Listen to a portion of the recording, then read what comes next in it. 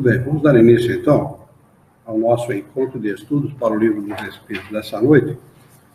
Hoje é dia 29 de fevereiro de 2016, uma segunda-feira, 21 graus na cidade de Jaú.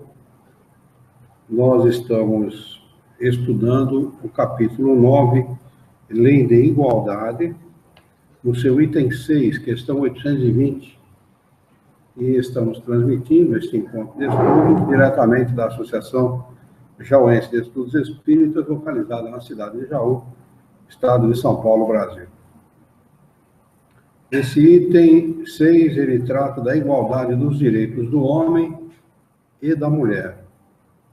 E a questão 820, Kardec pergunta aos espíritos superiores o seguinte: a debilidade física da mulher não a coloca naturalmente na dependência do homem?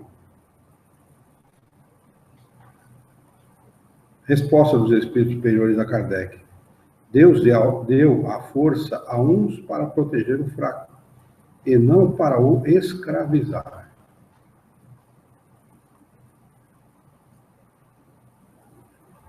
E Kardec acrescenta a seguinte explicação: Deus apropriou a organização de cada ser às funções que ele deve desempenhar. Se deu menor força física à mulher, deu-lhe ao mesmo tempo maior sensibilidade em relação com as delicadezas das funções materiais e a debilidade dos seres confiados aos seus cuidados. E quando Kardec perguntou isso, talvez a ciência não tivesse descoberto ainda um músculo a mais no braço da mulher que faz com que ela suporte mais a criança. O homem não aguenta a criança no colo muito tempo, a mulher aguenta bastante tempo, exatamente por essa razão. Né? Então, nada de mulher ficar dando criança pobre segurada. Vamos ter que segurar, né?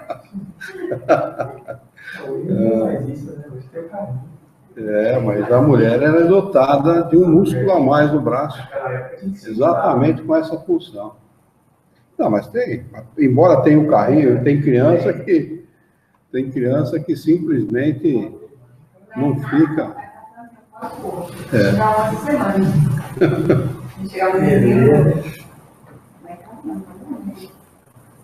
Questão de número 821. Está fechada a porta lá, velho? Acho que era bom fechar, né? Tem gente? Será que é a Dani? Questão 821. As funções a que a mulher foi destinada pela natureza têm tanta importância quanto as conferidas ao homem. Boa noite.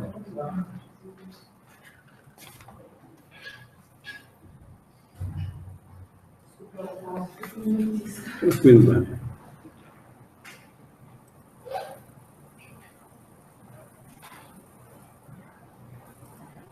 Então, Kardec faz uma pergunta bastante a propósito, né?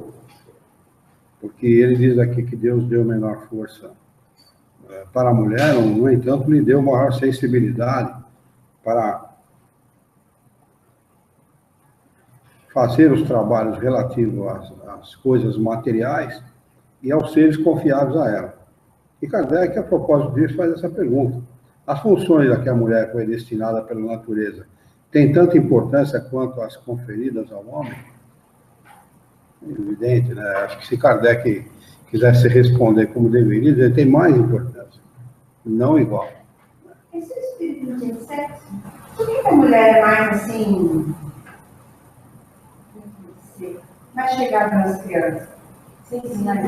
Não, a sensibilidade da mulher é a propósito. Mas tem hora vem homem, hora vem mulher. Então, não, hora vem homem, hora vem mulher, aí você tem que botar aí uma vírgula, porque você pode vir várias encarnações mulher e, à medida em que você aprende tudo que as mulheres precisam saber, você pode encarnar homem, se já não encarnou, para aprender aquilo que os homens têm que aprender também. E vice-versa. O inverso também é verdadeiro. Né? Então, a mulher, ela é naturalmente mais, se aproxima mais da criança, porque a sua sensibilidade Deus a fez com essa sensibilidade exatamente por essa razão. É para ter mais ternura mesmo pela criança. Se não tivesse uma mãe que protegesse, como é que ia ficar? Aquele menino que os pais foram presos na África, lá, mataram aquele jovenzinho ali, né? O Esca, né? O nome dele.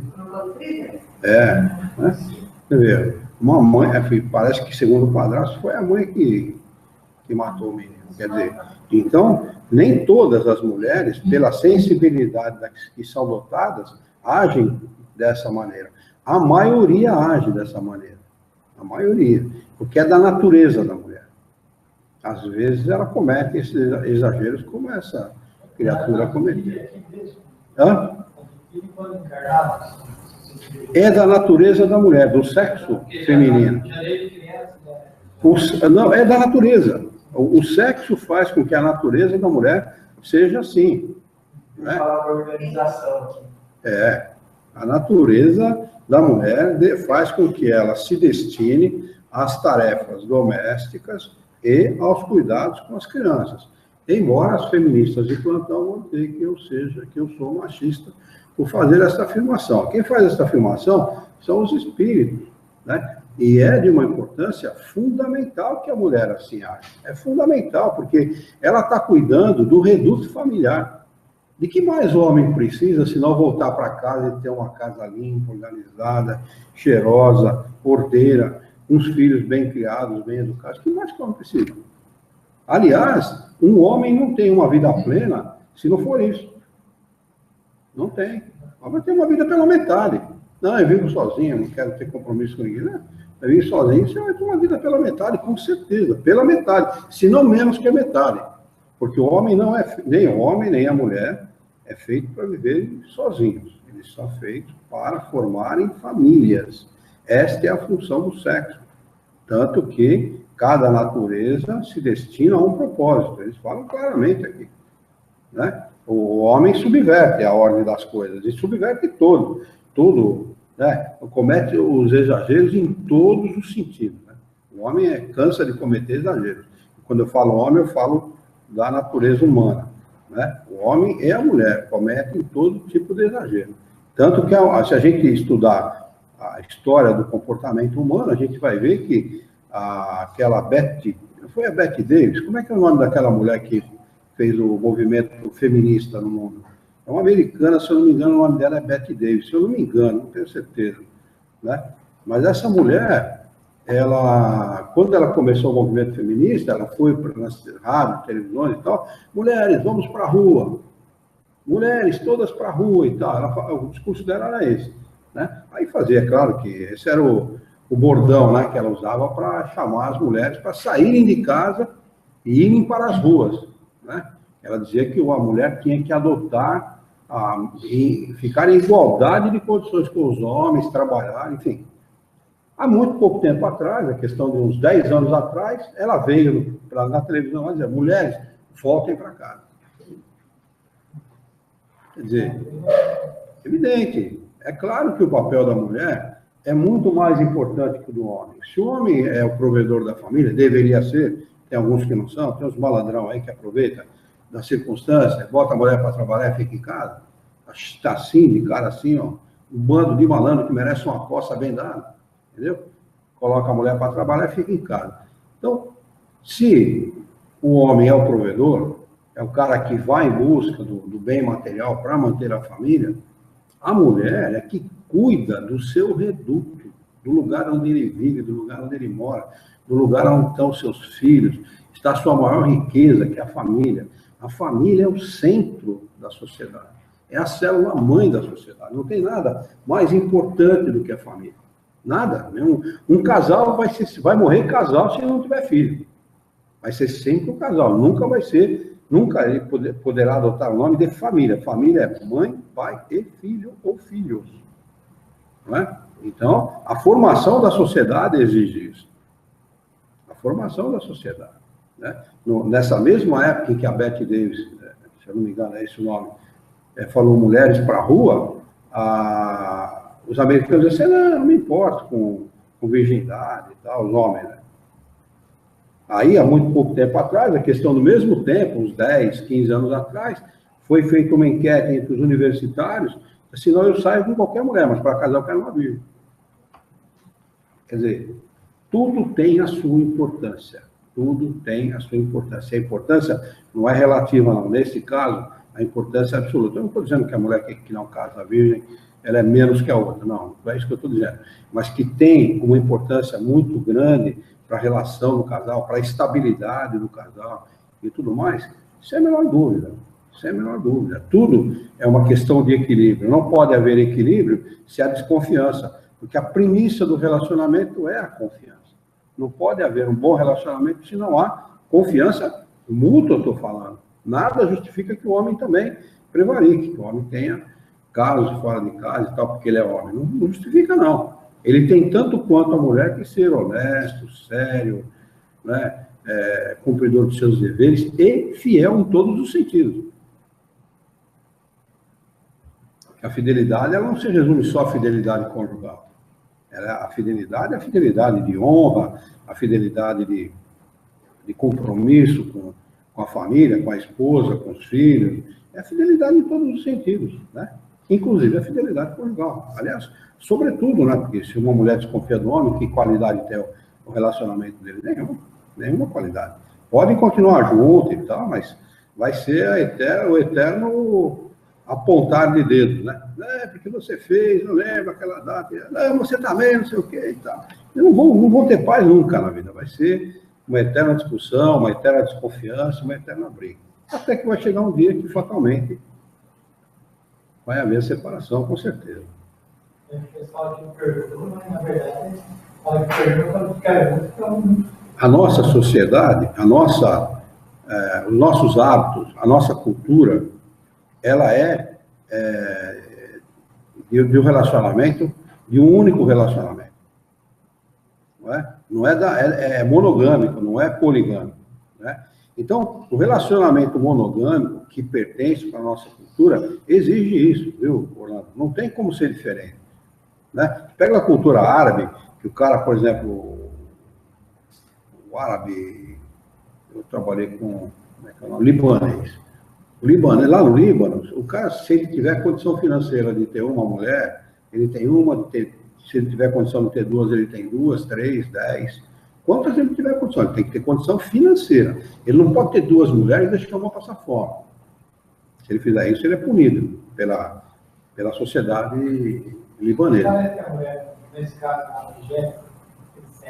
mas eles agem de maneira diferente. A mulher, por exemplo, tem libanês, que eu trabalhei muito com libaneses, e no norte do Paraná, tem muitos libaneses que moram no norte do Paraná. Eu lidei muito com eles. Eles têm uma premissa. Primeiro lugar a família, segundo lugar a família, terceiro lugar a família, depois o resto. O trabalho, o dinheiro, enfim, os parentes. Primeiro lugar, primeiríssimo lugar é a família.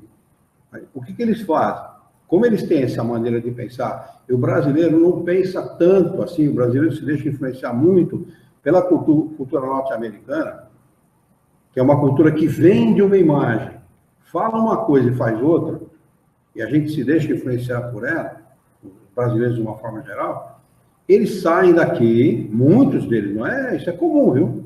É comum, eu conheço pelo menos os 3 casos que eu convivi. Saem daqui, vão no Líbano, casam no Líbano, ou trazem uma mulher para cá e casam aqui. Mas eles vão buscar a mulher libanesa, porque a mulher libanesa, ela é criada para cuidar da família, como a mulher japonesa. A mulher japonesa já tem uma outra visão de família. A mulher japonesa é criada para servir o homem. É claro que, como consequência, a família.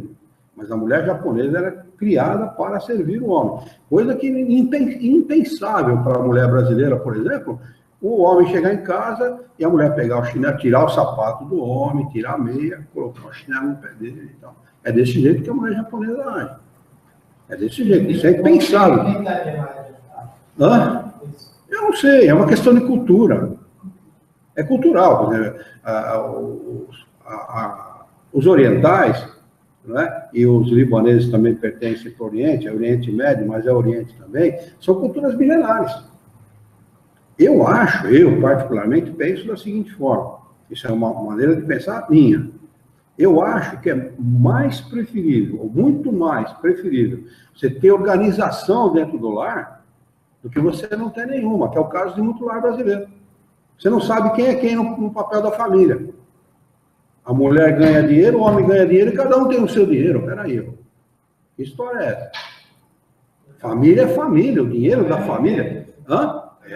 Não, eu penso completamente diferente. O dinheiro é da família. Tudo vai ser usado em benefício da família.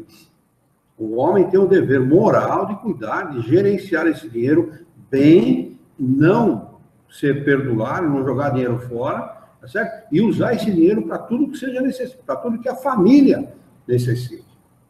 Eu não entendo essa posição de muita gente. Eu tenho parentes aí próximos aí que a mulher ganha o dela, o homem ganha o dela, um empresta para o outro. Não, pelo amor de Deus, acho que uma coisa, para mim, é absurdo. Está comum. Comum. Então, eu acho que eu prefiro, por exemplo, a família libanesa, a família japonesa, que tem uma ordem, uma cultura, segue uma ordem, uma cultura, do que a família, que muitas famílias brasileiras que não têm nenhuma ordem. É diferente. Eu acho que já é uma questão de experiência do espírito. Talvez ela tenha que reencarnar na família oriental, outras, uma brasileira, para, né? Tudo é experiência, né? Eu acho que não tem ninguém. Não sei, mas o que comanda uma sociedade é a cultura da sociedade. Eu não estou dizendo que está errado. Eu estou dizendo que eu prefiro uma situação. O que falando, né? O que está mais próximo, o que está mais certo, né? Eu acho que não tem que ser. Não dá para analisar, não dá para analisar como certo e errado, é cultural. Mas Pega. tem muitos orientais que não seguem mais, já são mais modernas. Não, nem é questão de modernidade, romperam com a cultura deles. Romperam com a cultura. E estamos falando justamente sobre isso. O homem se modifica com o passar do tempo. Não dá para ele pensar como uma cultura milenar dele de 1000 anos atrás. Então, por exemplo, hoje a mulher é muito mais independente do que quando a minha mãe tinha minha idade, por exemplo. Minha mãe tem 20 e poucos anos a mais que eu. Eu sou muito mais independente, falando intelectualmente e moralmente, do que minha mãe na época dela. Devido às circunstâncias da época dela, da cultura que ela teve, da oportunidade de estudo que ela teve. Hoje é muito mais fácil para uma mulher se sobressair perante o homem. Muito mais. É discutível. É discutível essa Mas posição. eu acho que nós estamos falando desse cara. Como é que é? Eu até entendo o que eu falo, mas eu acho que a gente está pagando um preço muito A alto. mulher está pagando um preço caríssimo por isso. Caríssimo. Ela está ficando pior que o homem. Pior que o homem. Ela tinha uma posição muito digna na sociedade e está ficando pior. Tem mulher aí que eu não gosto nem de olhar, nem de ver. Beberrona. Uma mulher que não tem postura de mulher. Para mim, se tivesse 18, 20 anos hoje, jamais namoraria uma mulher dessa. De jeito nenhum. Eu sempre pensei da maneira que eu penso hoje, quando eu era moleque. Quando eu era garoto. Tanto que ela namorou uma mulher que falou que era advogada. Ela falou para mim, eu falei para ela, eu quero uma mulher que cuide dos meus filhos. Eu sempre pensei assim, como ensina a doutrina espírita. Ela falou, não vou deixar meu diploma pendurado na parede. Eu falei, mas simples, pô, fica com o seu diploma. Eu tenho um modo de pensar, eu tenho uma posição diante da família. Família, para mim, é uma coisa séria. Seríssima. E a mãe, ela tem um papel fundamental nisso. Está aqui os espíritos dizendo isso. Não sou eu que estou dizendo. Os espíritos estão dizendo isso. O papel da mãe é fundamental. O papel de educadora, de formadora de caráter. É fundamental. Vejam, é estatístico isso. Todo ou quase todo viciado em droga ou tem família desestruturada ou pais separados. É estatístico, leiam, busquem essa estatística. Não é que eu não estou falando nenhuma mentira. Quer dizer, até onde a mulher tem mais liberdade hoje? Até onde a mulher está mais? Só que raciocina comigo. Esse viciado em droga, ele teve a mesma oportunidade que uma criança, falando espiritualmente, todo viciado em droga, ou tem pais separados, ou família desestruturada. Toda vez que eu só tive a oportunidade de estudo e de ser bem sucedida hoje, como ele também espiritualmente falou, é igualdade para todo mundo. Olha, igual a situação, aspas. Porque uma coisa é você ter um pai e uma mãe presente, unidos, com o mesmo ideal, e a outra coisa é você chegar em casa e ver família desunida, briga, problemas sexuais, problemas morais, promiscuidade, e tem casa por aí que são casos que, embora tenham dinheiro, e você sabe, você presenciou isso, embora tenham dinheiro, são promíscuos em todos os sentidos. Eles são porcalhões, casa mal arrumada, fedida, embora tenham empregados e tal, casas ruins, mal estruturadas, entendeu? Moralmente mal estruturadas. Quer dizer, E a gente vê a consequência nos filhos, por exemplo. é claro, evidente. O filho vive a vida da família. O filho não vive outra vida. É lei do engano. Ele diz, não, meu filho é independente, não depende de coisa nenhuma. Não é coisa que o cara diz, não, eu vou casar com essa mulher, mas eu não quero nem saber do meu sonho com a minha sogra. Você está cometendo a maior burrice da sua vida. E quem casa com a família da mulher, e a mulher casa com a família do homem também. Não tem essa. E separar. Não existe isso. Né? Porque o cara pode até pensar em criar uma barreira entre ele e a família da mulher, ou ela em criar uma barreira entre ela e a família do marido. Mas é lei do engano, é equívoco grave isso. Porque existe a influência, a família é uma coisa perene, presente na família de todo mundo, na vida de todo mundo, e a gente não descarta isso, não adianta. A gente tem um vínculo com a família, um vínculo fortíssimo. Não é só o vínculo da reprodução, por ter nascido naquela família, não. Você tem um vínculo moral, um vínculo... Hã? E no caso de uma criança que cresce? Não, veja como uma criança criada em um orfanato, como ela é. Se ela não der a sorte de pegar alguém que a crie, que dê a ela estrutura moral, psicológica, estrutura emocional, vê o que acontece. Vai nascer um revoltado. Ela se revolta. Nem todos são assim, existem as exceções, mas as exceções nesses casos são raras. São experiências que o Espírito passa. Então, eu não estou aqui dizendo que Deus está errado em colocar Espírito dessa maneira, nascem dessa maneira porque merecem nascer dessa maneira, e a gente sabe que a justiça divina, a lei de causa e consequência, ela é certíssima. Certíssima, não existe nada de errado naquilo que Deus faz. Mas o fato é que, do ponto de vista humano, do ponto de vista antropológico, sociológico, existe um problema muito grave de crianças que vivem nesse meio. Porque é um meio promíscuo moralmente. Aqueles que tomam conta, aqueles que trabalham ali dentro, mexem com as crianças, você sabe disso.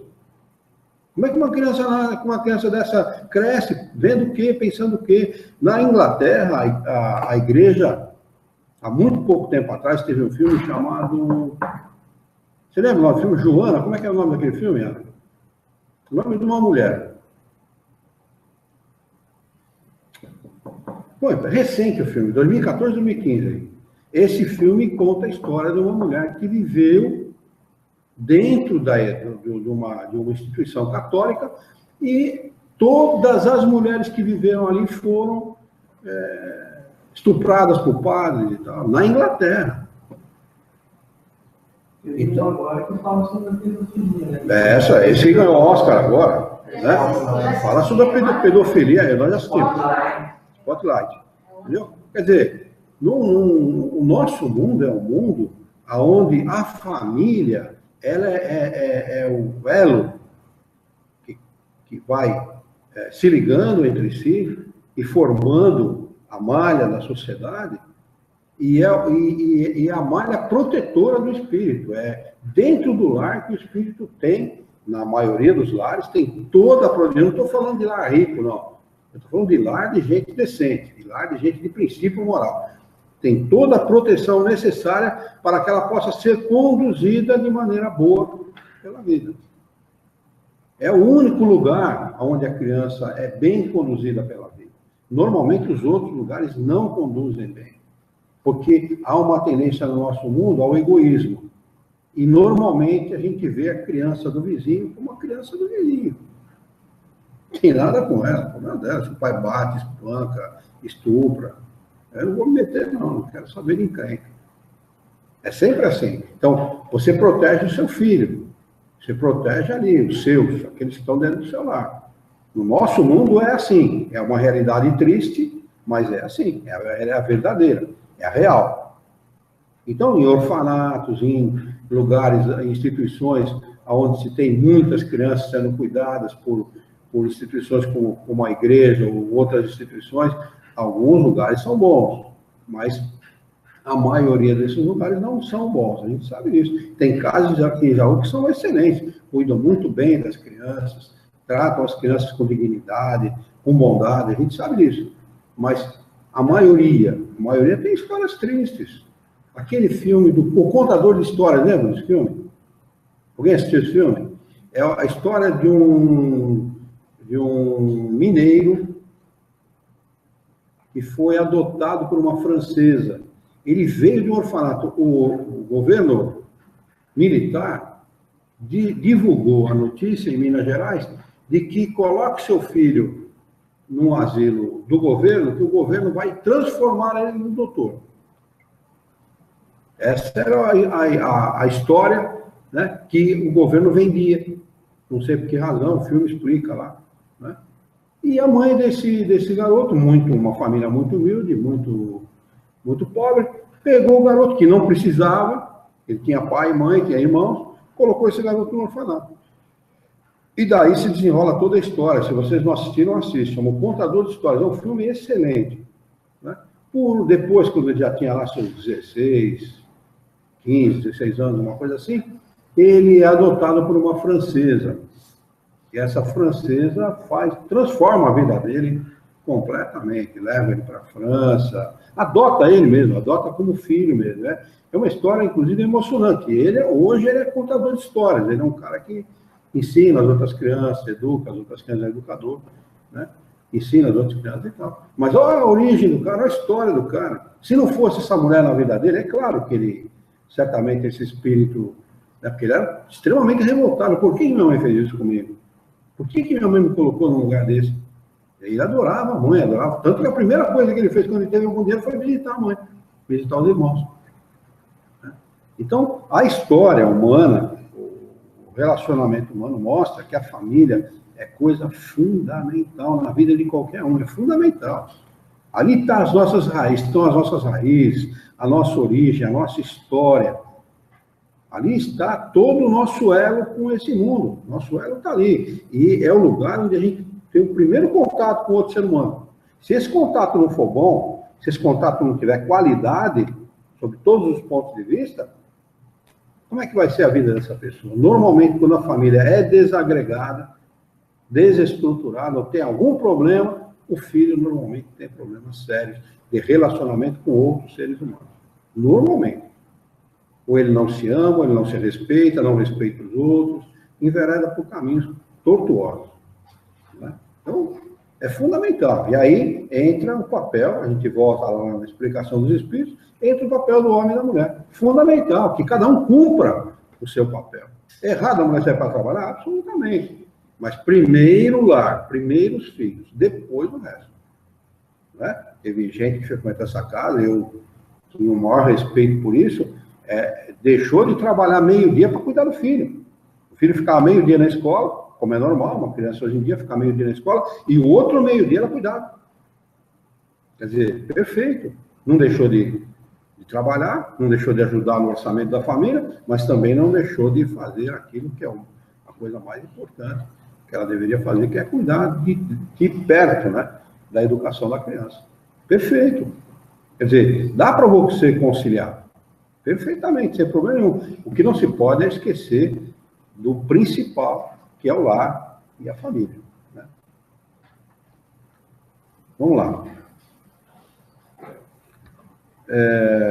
Vou ler de novo essa 821 aqui, que a gente vai até entender melhor agora. As funções a que a mulher foi destinada pela natureza têm tanta importância quanto as conferidas ao homem? Resposta sim, e até maior. Ela é quem dá as primeiras noções de vida. Quer dizer, eu levei meia hora para falar tudo isso que se fala numa frase. Né? Perfeito, é isso mesmo. é maior do que a do homem, não é igual. É maior, com certeza. A mulher tem uma importância muito maior que o homem. Ela que não se dá a devida importância. Ela que está se desmerecendo perante a sociedade. Ela, aliás, muito burras, adotaram o pensamento do homem, né?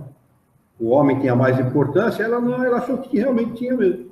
Aí foram atrás de fazer o que o homem fazia. E não é mais importante. Realmente não é. Vocês assistiram o filme O Quatrilho? Assistiram? Aquele é um exemplo típico da mulher que ajuda o homem a crescer na vida.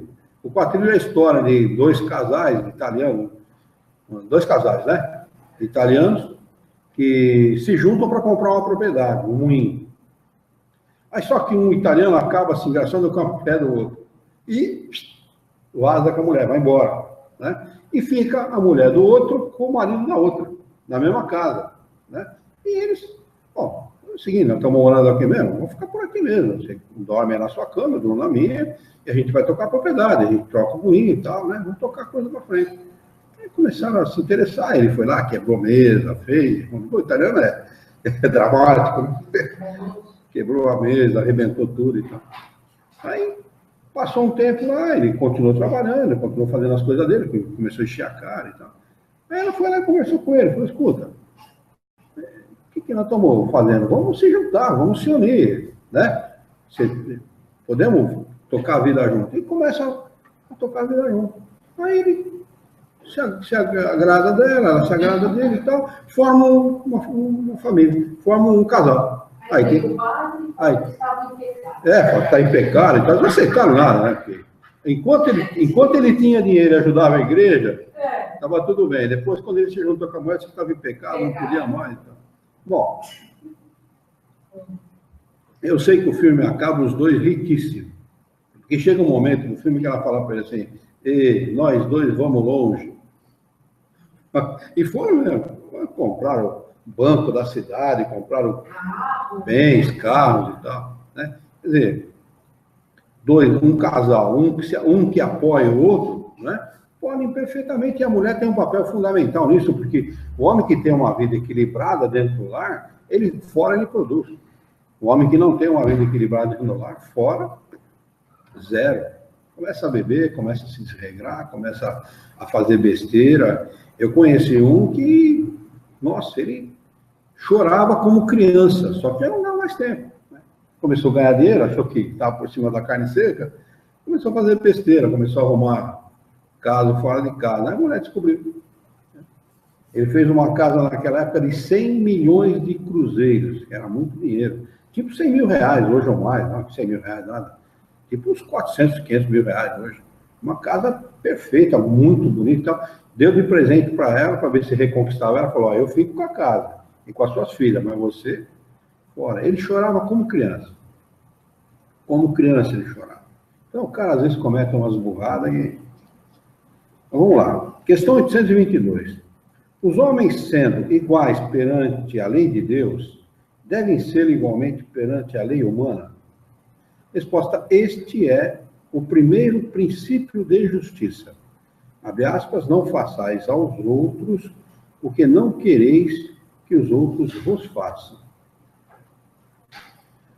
Questão 822. De acordo com isso, para uma legislação ser perfeitamente justa, deve consagrar a igualdade de direitos entre o homem e a mulher?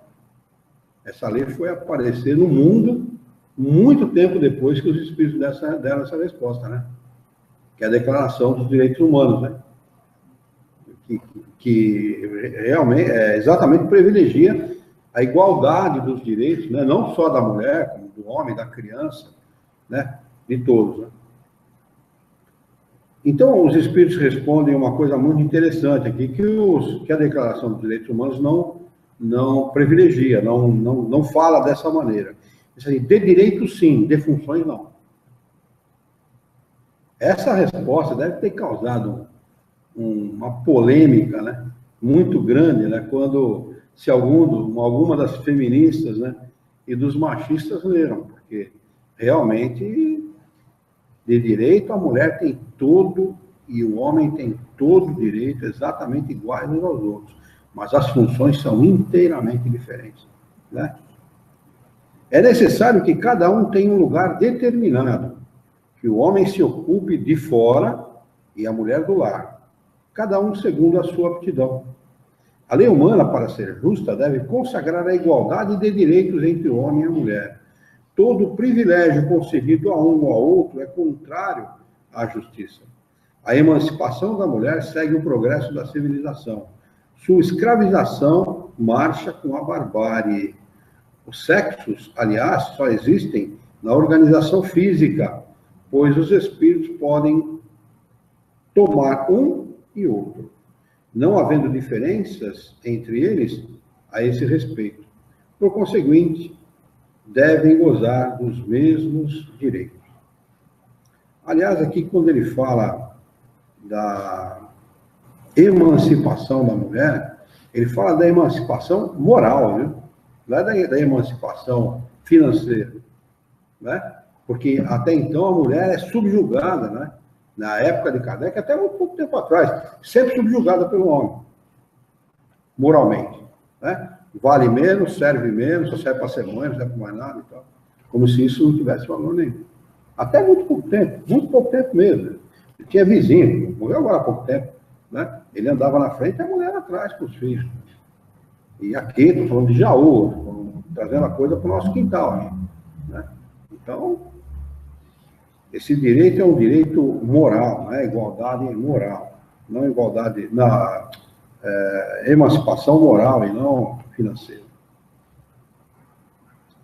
Aqui tem um rodapé, que é a nota do tradutor, que diz: há mais de 100 anos, esse livro indicava a solução do problema feminino, igualdade de direitos e diversidade de funções. Marido e mulher não são senhor e escravo, mas companheiros, que desempenham uma tarefa comum com a mesma responsabilidade pela sua realização. O feminismo adquire um novo aspecto à luz desse princípio. A mulher não deve ser a imitadora do homem, mas a sua companheira de vida, a célula básica da estrutura social. Encontra-se muito hoje mulheres que não querem fazer, em hipótese nenhuma, o trabalho de casa. É muito comum.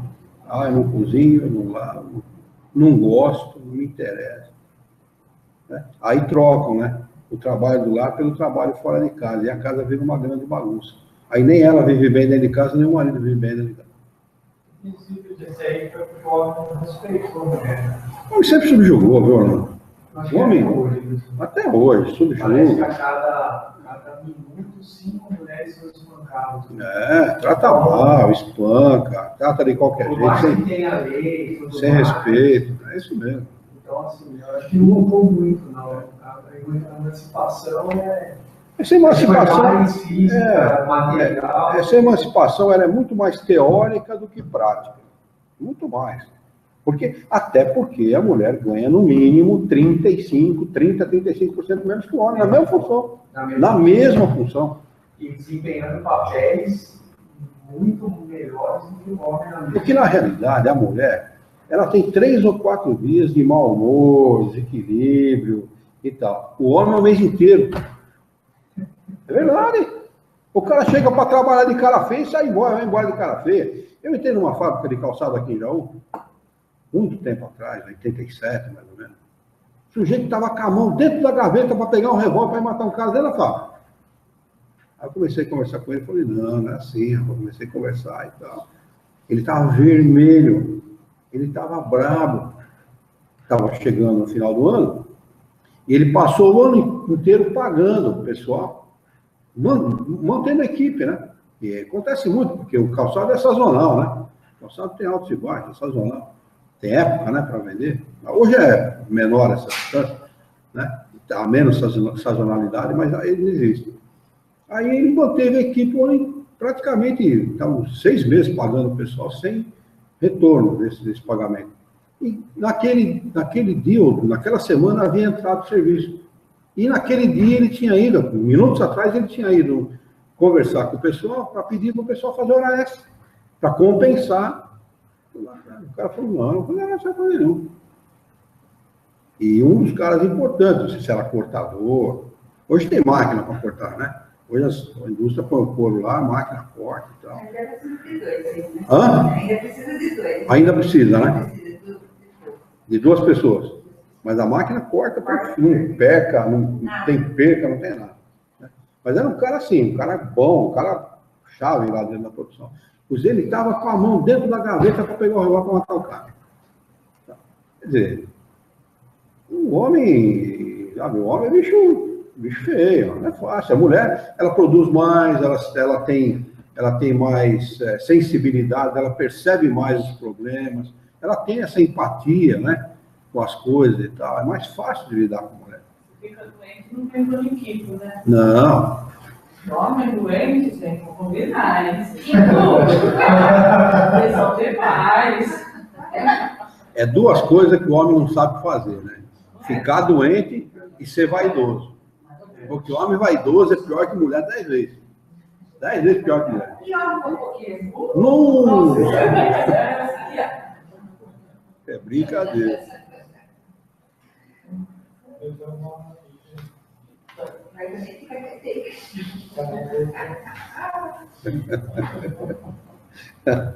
Item 7. Igualdade perante o túmulo. Questão número 823. De onde vem o desejo de perpetuar a própria memória nos momentos fúnebres? Monumentos fúnebres. De onde vem o desejo de perpetuar a memória nos monumentos fúnebres? Aliás, no México, existe uma disputa entre os traficantes de droga para quem faz o melhor monumento. Como é que eles fazem aquelas casas? Como é que chama aquelas casas que faz para o cara mausoléu, né? Eles disputam para fazer o quê? Tem cara que põe ouro e tal, importa mármore, não sei da onde, para colocar. Então, essa disputa entre eles. Resposta dos espíritos: derradeiro ou último ato de orgulho. Questão 823A. Mas a suntuosidade dos monumentos fúnebres não é, na maioria das vezes, determinada pelos parentes que desejam honrar a memória do falecido e não por este? Resposta: orgulho dos parentes que querem honrar-se a si mesmo. Na realidade, o cara quer ficar mostrando para os outros, né? Que o túmulo dele é melhor que o do outro. Ora, sim, nem sempre é pelo morto que se fazem todas essas demonstrações. Por amor próprio, espírito do cara cacetada, não. Por consideração ao mundo e para exibição de riqueza. Crês que a lembrança de um ser querido seja menos durável no coração do pobre, porque ele só pode colocar uma flor sobre sua tumba? Crês que o mármore salva do esquecimento aquele que foi inútil na terra? Bordoada, hein? Essa é para acabar, né? Questão de número 824. Reprovais de maneira absoluta as pompas fúnebres? Resposta: não. Aliás, não existe nada que os espíritos falem de maneira absoluta, né? É sempre relativo ao nosso entendimento. Resposta: não. Quanto à homenagem à memória de um homem de bem, são justas e de bom exemplo. Aí acrescenta Kardec a seguinte explicação: a tumba é o lugar de encontro de todos os homens. Nela se findam impiedosamente todas as distinções humanas. É em vão que o rico tenta perpetuar a sua memória por meio de faustosos monumentos. O tempo os destruirá, como aos seus próprios corpos. Assim, o que quer a natureza? Assim o quer a natureza. A lembrança das suas boas e más ações será menos perecível do que o seu túmulo. A pompa dos funerais não o lavará de sua torpeza, e não o fará subir sequer um degrau na hierarquia espiritual. Aliás, por falar em tumba, no cemitério Père-Lachaise está o túmulo de Kardec, que é um dos mais visitados do mundo e florido 365 dias por ano. Vocês já entraram no Père Lachaise? Dá para entrar por internet, viu? É só visitar lá, é bacana para show. O importante destacar aqui é a questão da intenção, né, que se faz essa aumento. É o mais importante, né? Do que ficar com essa questão de maior ou menor, porque tem mais. Na realidade, Kardec, estamos aqui na questão 824, Kardec está colocando isso como um exemplo para aqueles que cultuam a memória do morto através de coisas materiais. Tem gente que o cara morre, então o sujeito guarda o último terno que o cara vestiu, guarda a última meia, a última cueca, a última calcinha, o relógio que usava. É verdade, tem gente que faz isso. Não pode mexer na cama, porque a cama ele deixou daquele jeito. Né? Então, há um culto, não é bem a memória da pessoa, mas um culto à matéria. A realidade é essa. Esquece.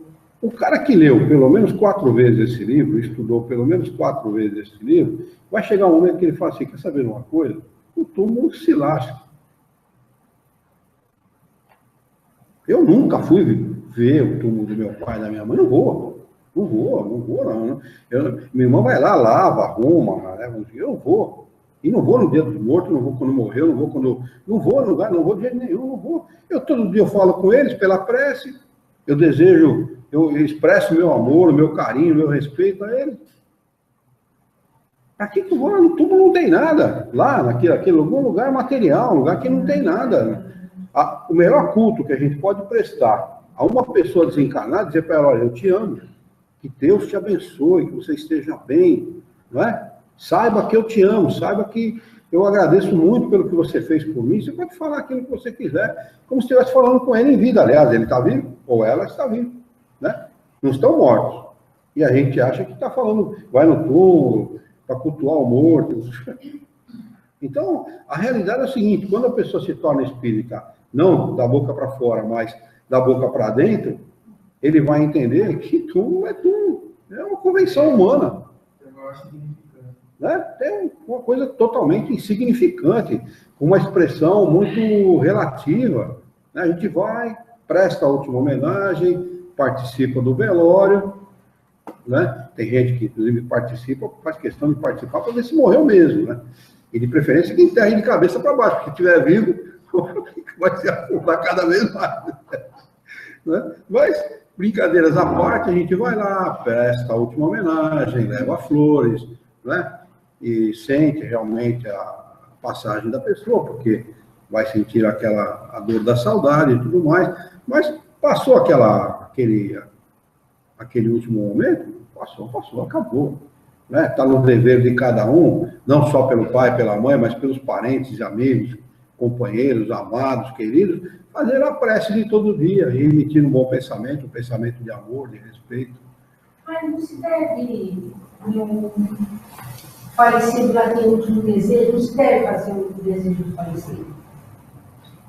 Mas quem é o falecido? Eu não quero ser enterrado aqui, não. Eu estou dizendo desde já. Eu quero ser autónomo, mas e aí? Tá bom. Eu sou espírito, meu, eu não quero ser enterrado. Tá bom, se você faz questão absoluta disso, a gente já paga o luto paulista aqui de Jaú por causa disso. Hoje já, já 2.400. Então, a gente cota o frete. A gente cota o frete. A gente faz a cotação do frete. Entendeu? E vê quanto é que fica. Para levar você para lá. E vá.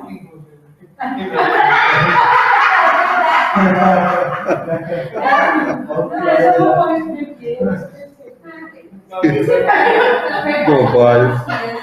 Não, eu não.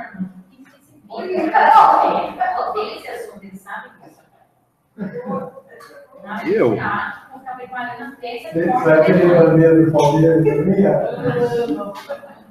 Ao contrário de você, por gentileza, me crema, transforma eu num pouquinho de cinza e joga em qualquer lugar. Então, vai cremar, também vai ter que ir na Vilopina, que não tem crematório. Então, põe eu em qualquer lugar, tá bom. Aí no como é que chama aí? No cemitério da Potungu, qualquer um. Tá bom demais. Para mim, qualquer lugar tá bom. Tô nem aí, não. Qualquer lugar. É, ué. Eu não preciso vou ficar gastando, fazendo os outros gastar para transportar para São Paulo. Claro. E aí tá tentando mudar só dele. Não, eu já falei que sou não familiar em São Paulo, porque eu vou ficar atormentando todos eles. Você nem nasceu só. Ficar atormentando todo mundo. Não, mas daqui, olha, daqui. Mais vale. Mas daqui até quando ela. Eu ajudo. Mais vale. Daqui até quando ela desencarnar.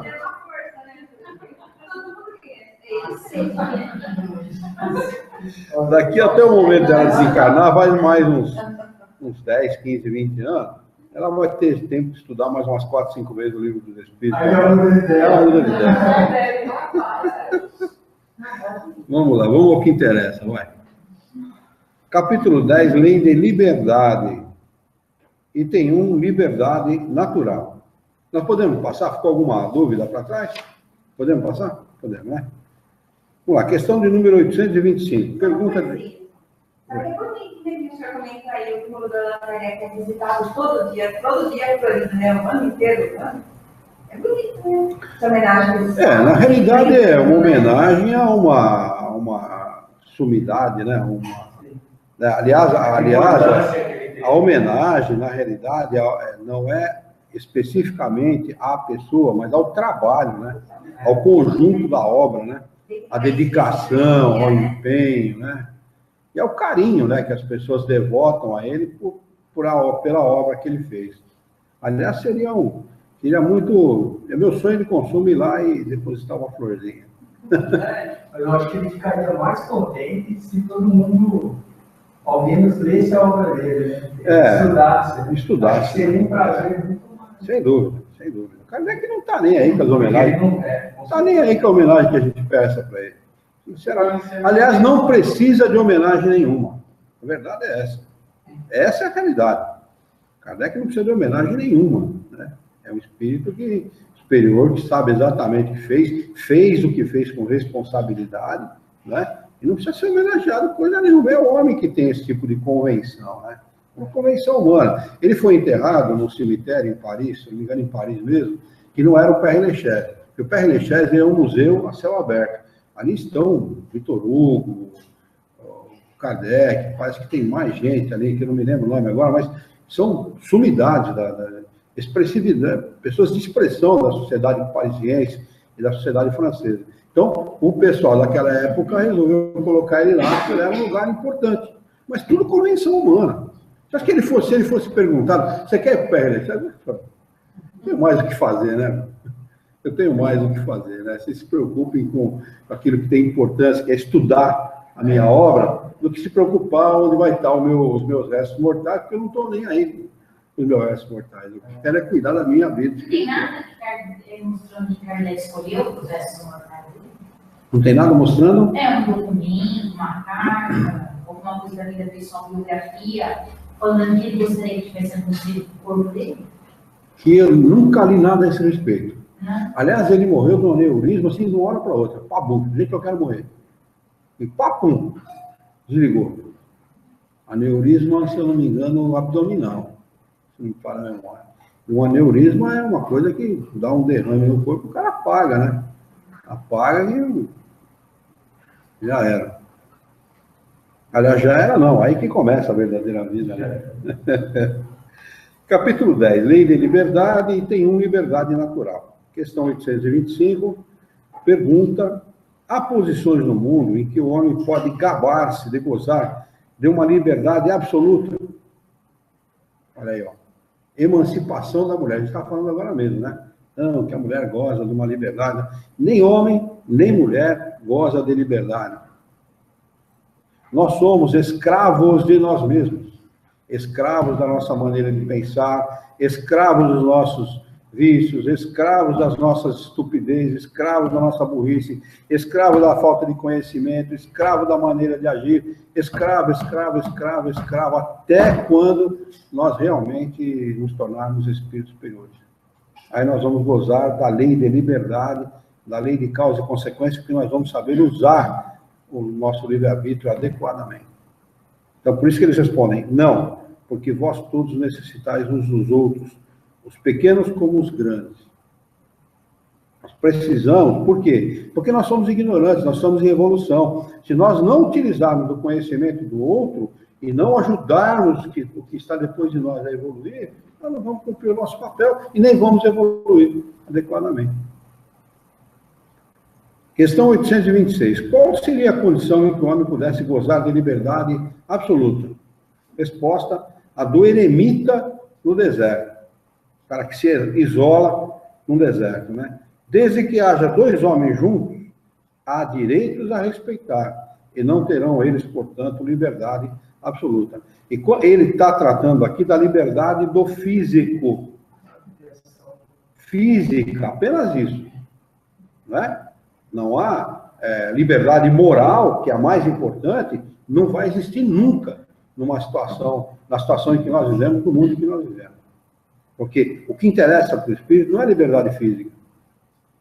Aliás, é claro que ela interessa, é importante, mas a mais importante é a liberdade moral. É aquela que o espírito sabe como agir, sabe o que fazer, sabe o que falar, sabe como conduzir as coisas, ou seja, ele tem conhecimento e tem sabedoria. Aí sim, aí ele goza da verdadeira liberdade. E não da liberdade relativa, que é a liberdade de se locomover, ou de falar, de expressar a sua opinião. Isso é muito relativo. Questão de número 827. A obrigação de respeitar os direitos alheios tira ao homem o direito de se pertencer a si mesmo? Resposta, absolutamente. Pois esse é um direito que lhe vem da natureza. Questão de número 828. Como conciliar as opiniões liberais de certos homens com o seu frequente despotismo no lar e com os seus subordinados?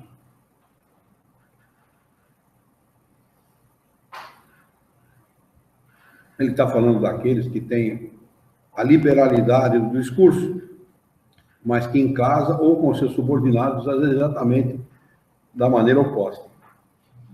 Eles respondem o seguinte: é que possuem a compreensão da lei natural, mas contrabalançada pelo egoísmo, pelo orgulho e pelo egoísmo. Sabem o que devem fazer, quando não transformam seus princípios numa comédia bem calculada, mas não o fazem. Quer dizer, vale para o discurso, mas para a ação não vale não. Faz o que eu mando, faz o que eu faço. É mais cômodo, né? 828A. Os princípios que professam nessa vida, eles serão levados em conta na outra? Resposta. Quanto mais inteligência tem o homem para compreender um princípio, menos excusável, desculpável, será de não aplicar a si mesmo. Na verdade, vos digo que o homem simples, mas sincero, está mais adiantado no caminho de Deus do que aquele que aparenta o que não é. Complicado, né?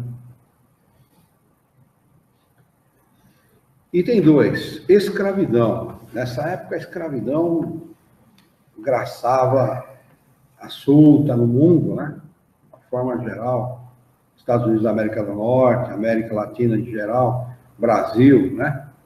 E escravo para todo lado, né? Aliás, a história da humanidade é feita de escravidão, né? Roma construiu um império através da escravidão. Item 2, escravidão. Questão 829. Há homens naturalmente destinados a ser propriedade de outros homens?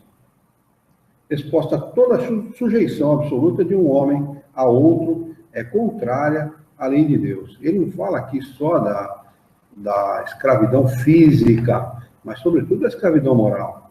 Quando o homem subjuga outro, seja um outro homem ou uma mulher, moralmente, ele está escravizando do mesmo jeito. Né? Isso é uma sujeição. Nós não podemos submeter as pessoas, seja em que situação for. As pessoas têm o direito a terem a sua liberdade. Né? Por isso que a gente sabe e acaba entendendo que muitas vezes as pessoas dizem: não, eu faço isso porque eu amo. Não ama, não. Não ama, não. Se você amasse, você libertava. O amor liberta. O amor não aprisiona. O amor liberta. Então, todo aquele que subjuga, que aprisiona, ele não ama. Ele tem um sentimento de posse. Só isso.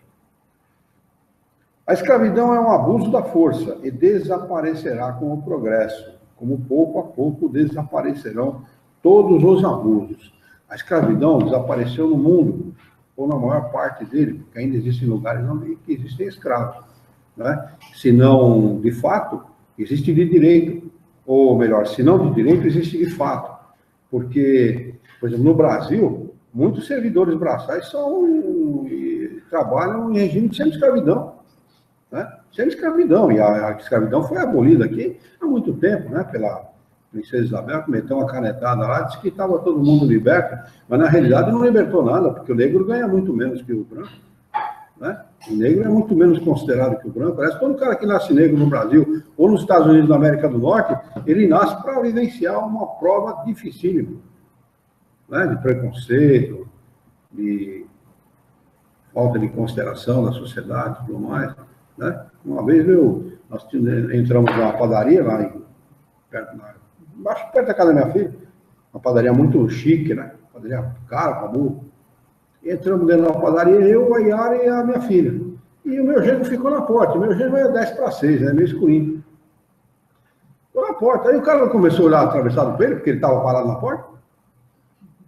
De jeito. Então, olha o que. Ele não é negro absolutamente negro. Ele é um negro, ele é um mulato, né? Sim, nem negro é mestiço, né? Então, olha o preconceito, né? Que esse pessoal sofre. Não é fácil, não. Não é brincadeira, não. É séria a coisa. Então, a escravidão...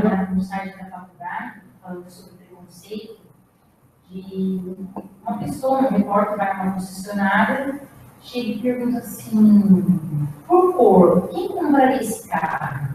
E na época, é muito antigo esse vídeo, de 1994. 94. Quem compraria esse carro por 80% branco? Quer dizer, independente se a pessoa é uma pessoa trabalhadora, se ela tem posses, não está perguntando, está afirmando 80% branco compraria esse carro. É isso aí. É isso mesmo. Normalmente o negro, quando está montado num carro muito bom, um carro mais de luxo e tal, a pessoa já acha que ele é motorista, ou robô, ou é traficante de droga. Uma coisa assim. Ele existe, o preconceito existe. Quer dizer, a escravidão, ela não existe de direito, mas existe de fato. Essa é a realidade. Foi abolida a escravidão há muito tempo no nosso país, mas nos Estados Unidos da América do Norte, que é os que lidam de pior maneira com esse tipo de relacionamento. Eu não sei como Obama conseguiu chegar à presidência da República. Até hoje estou para entender. Uma quebrada, né? Não sei, porque realmente... Estamos melhorando, somos mais preconceituosos. E ele está dando uma aula, hein? Ele está dando uma aula de como conduzir uma nação. É um cara simples, é um cara simpático, ele fala com propriedade, diferente da nossa branca, né? A branca presidenta, né? Que fala... Eles compararam a filha dele, trabalha numa lanchonete qualquer dos Estados Unidos, trabalha numa lanchonete, e o filho do comparado, colocaram uma comparação. Então.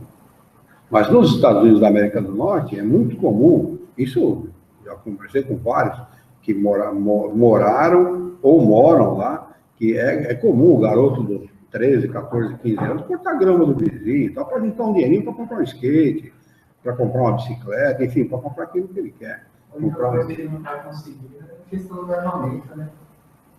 Mas raramente ele vai conseguir isso. Ele não vai conseguir, sabe por quê? Por uma razão muito simples. É o país que mais produz arma no mundo. Eles têm que vender arma. A criança nasce e já está com arma. E outra coisa, no nosso país existe a lei do desarmamento.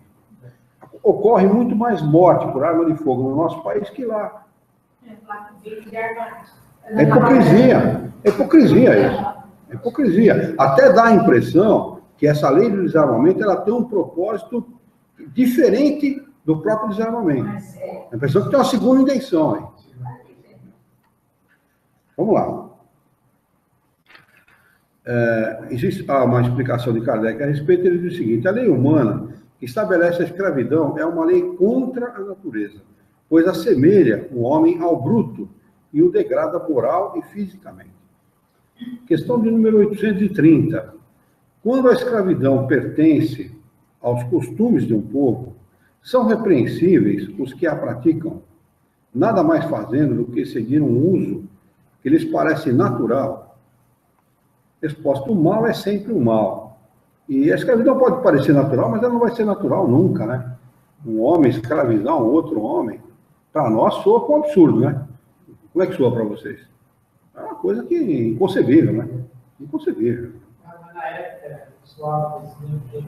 É soa, sem dúvida. Porque o homem, ele pode não manifestar através de palavras e muitas vezes não aceitar ele, com ele mesmo, ele pode querer,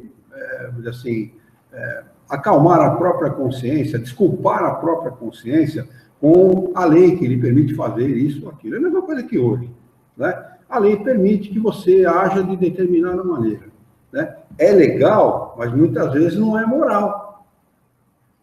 Como é que a gente iria se sentir diante da situação financeira que está vivendo o país, sendo um deputado federal, ganhando 130, 140 mil reais por mês? Porque é o salário total do cara, inclusive ajuda de moradia, ajuda para comprar terno, ajuda para passagem de avião, porque juntar tudo deve dar uns 200 mil reais. Como é que a gente se sentiria? É legal? É legal. Mas é moral? E se a gente usasse esse dinheiro em prol de outras pessoas? Tem gente que... Tem um deputado, já falamos dele aqui, que ele não recebe um centavo. Ele doa tudo, se não me engano, para caridade, não sei o que ele faz. Nós já falamos dele aqui, lembra que você fez a pesquisa? Nós falamos dele aqui? Não aceita receber nada, pura e simplesmente. Quer dizer, não é moral, gente, não é. Não adianta um prefeito de uma cidade, eu não sei quanto ganha o nosso prefeito, mas tem prefeito por aí que ganha 7, 8, 10, 15 mil reais por mês. Pô, o salário mínimo é... Nosso ganha mais. Quando ele aumentou dos vereadores, aumentou dele. Ele entrou ganhando quase 20, né? Deve ter os aumentos. Então, quer dizer... E o pior de tudo isso, que os vereadores também têm vale refeição, vale alimentação, então, que é maior que o do funcionalismo público. Aí, se você pegar o trabalho dos vereadores de algo, o que eles fazem? Apresentam, como é que chama aquela... Não, cidadão, tem cidadão honorário, nome de rua... Não, você assistiu uma sessão da Câmara, é que nem você assistiu uma escolinha do professor Raimundo. Eu vou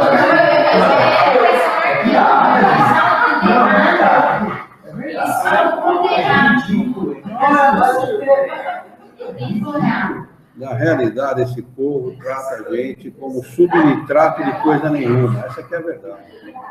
Essa que é a realidade. Não, você dá risada, é isso que eu quero dizer. Você dá risada. Você fala assim, como que pode um cara desse ganhando 5, 6, 7 mil tá discutindo esse tipo de coisa? Outro dia subiu um vereador da Câmara lá para discutir que na rua da casa da mãe dele não tinha passado asfalto ainda, que ele estava sendo como se fosse lesado por aquilo, como se tivesse sido uma retaliação por esse setor do partido, alguma coisa parecida. Ah, mas não é isso, né, Bobo? Não, o problema de Jaú, o problema.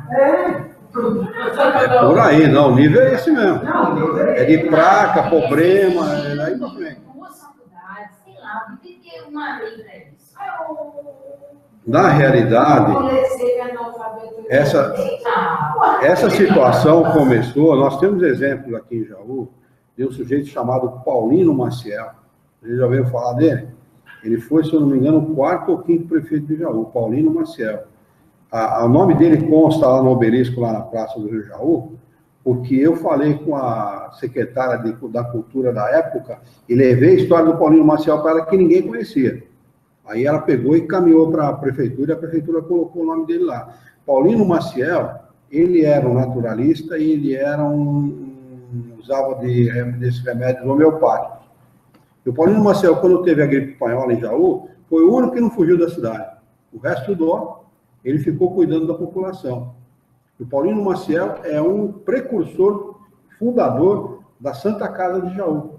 Espírita, foi ele que orientou o professor que fundou Verdade e Luz, foi ele que deu as indicações para ele. Os primeiros conhecimentos que o professor teve a respeito do espiritismo foi o Paulino que deu, e o Paulino Maciel, ele foi vereador e prefeito sem gastar um centavo. Ele não gastou um centavo para se eleger. Quer dizer, a origem dessa história, do cargo público, a origem é nobre.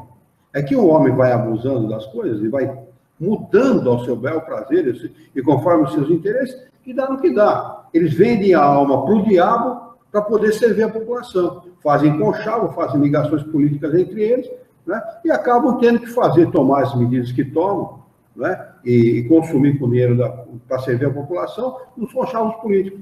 Esse é o problema. Mas a origem é nobre.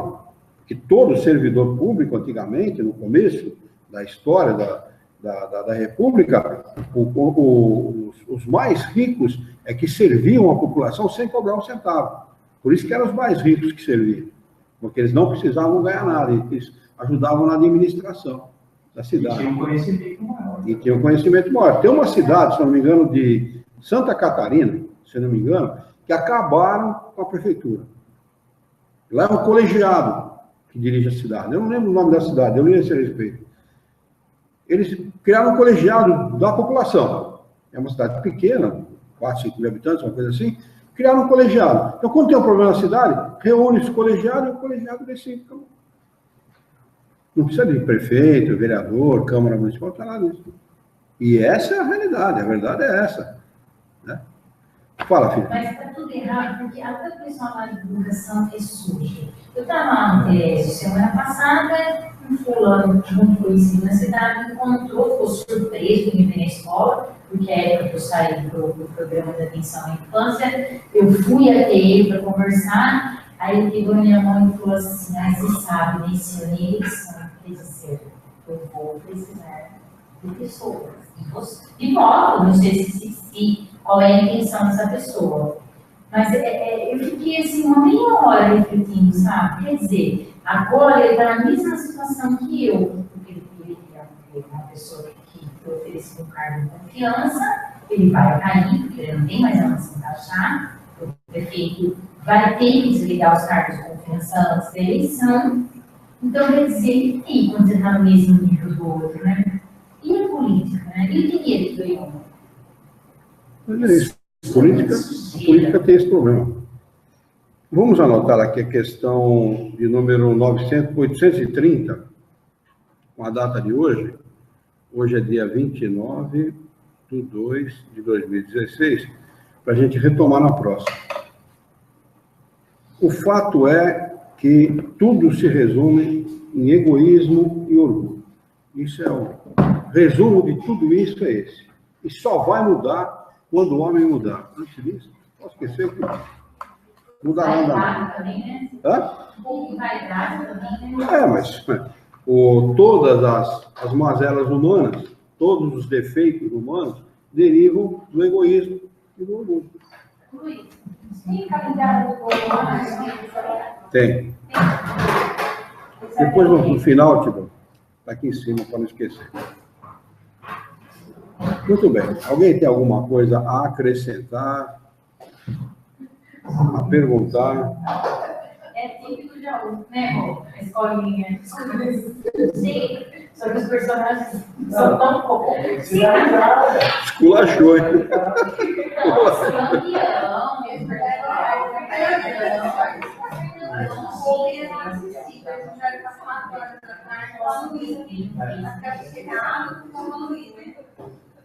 Vamos fazer a nossa prece? Vamos elevar o nosso pensamento, mentalizar a figura excelsa e amiga de Jesus, nosso mestre, modelo e guia da humanidade.